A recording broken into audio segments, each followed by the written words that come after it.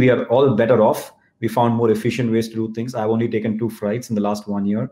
And it used to be 120 to 150 flights before. So huge change. And you can realize that, look, life still works. And maybe you miss some parts of not traveling, but for the most part, it is a lot more efficient than before. And I think that for me is the core takeaway, that a big change like this allows you to see the world a little differently and do things a little differently, and then from that discover pockets of opportunities. And so looking forward to what new things we can do with what we learned for the last 1 year. Right.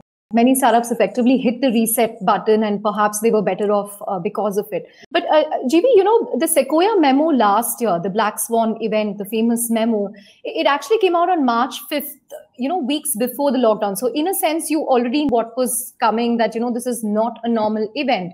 And interestingly, Sequoia published another memo last week, which seems very optimistic. The essence of the memo almost seems like carpe diem, seize the moment.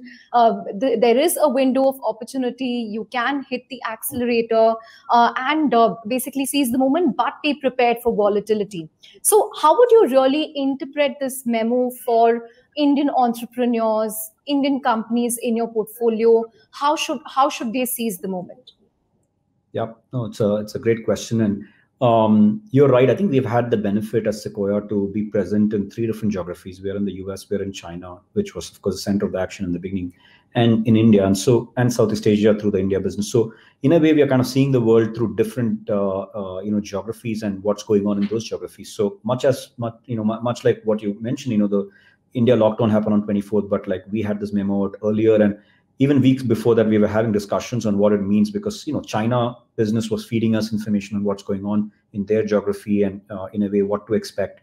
And then US started seeing numbers, and then later India. So we knew we had to act, and first, of course, we spoke internally, and then later we put out something for our portfolio to see. And similarly now, right, 1 year in, you're seeing that, look, life has gotten a lot more normal than before. A lot of the defensive steps one took going into that sharp turn that is mentioned in this memo, right? You also know that, look, this is the time to get out of the turn, because it is truly turning, and at that turn you want to start accelerating and not wait for the turn to fully be done before you start accelerating, because the people that accelerate will get ahead. So as much as it's an early warning sign when we did the March 5th memo, it's similarly a early kind of call it an opportunity sign to say, hey, we are seeing that the world will be a better place.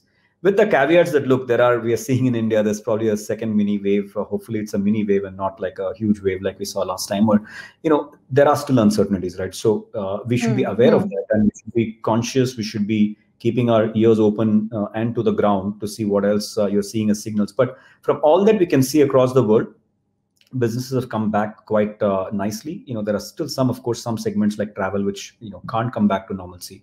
But we see this as a research opportunity, like you pointed out, right? And it's interesting. I was speaking to one of the founders, and he said, and he was not the number one company in the space. There was a global competitor, and he said, look, but everybody went to zero, right, for a few months.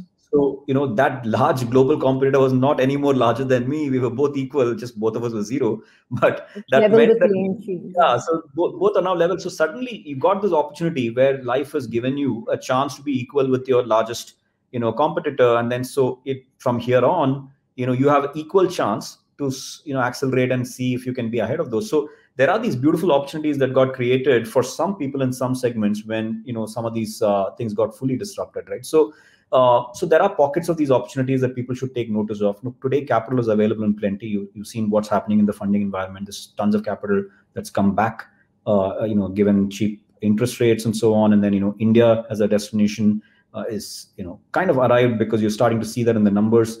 Due to other geopolitical reasons, maybe more capital is coming to India versus some other countries and so on. So we are sitting as beneficiaries. So as founders, it is a great time to get access to that capital and try to accelerate. So that's what we have to do if we feel like the market is ready for us, and particularly for all digital businesses.